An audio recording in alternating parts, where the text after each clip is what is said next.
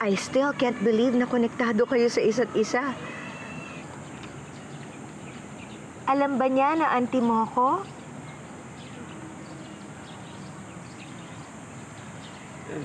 I never thought that you'd be Toti's mom.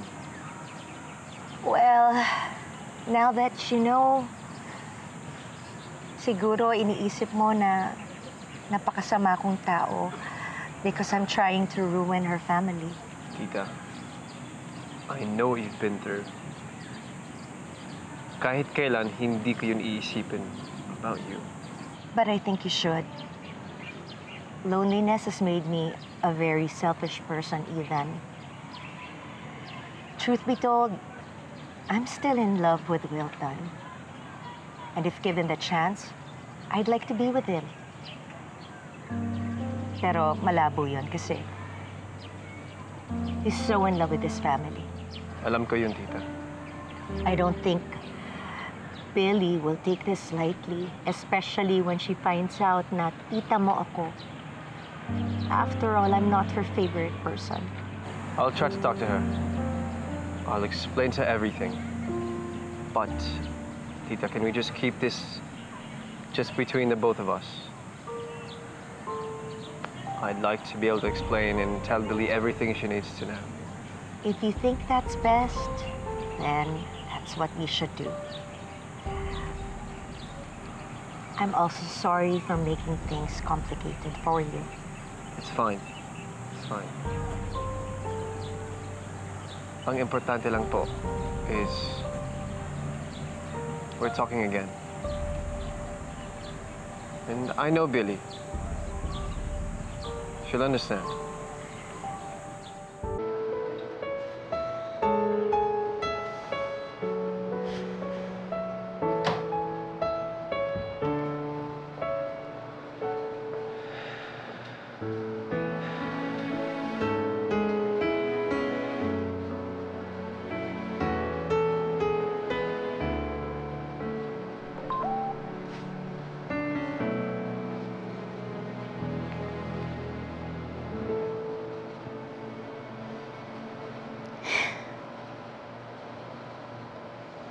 You're smiling.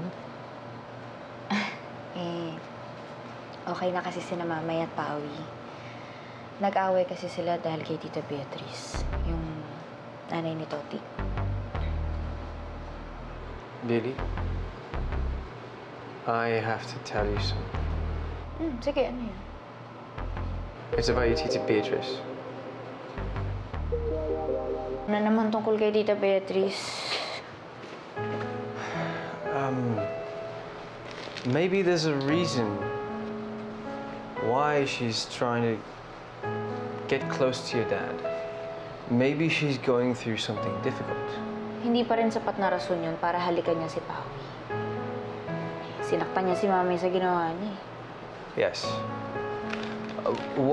What if it was a temporary lapse of judgment?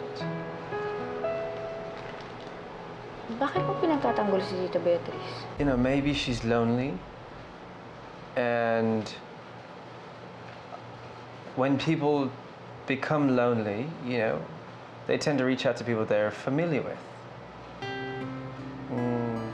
Kilala nila. When I was younger, I was never really close to my mom. Palagi kasi siyang wala. But she had a sister. I called her Tita Nina. And she helped me get through the hard times when my mom wasn't there. She became my sort of second mom. Ethan, iba ang sitwasyon ng Tita Ninang mo. Wala siyang sinisirang pamilya. Si Tita Beatrice, pakiramdam ko sinasadya niya talagang pagsilosin si Mamay. Umpisa pa lang. Lahat ginagawa na niya para lang mapaghiwalay si Pawi at si Mamay. Mabuti na lang to si Mamay, hindi basta-basta naniniwala. Kaya pwede ba, Ethan, huwag na muna natin pag-usapan si Tita Beatrice. Ayoko marinig ang pangalan niya.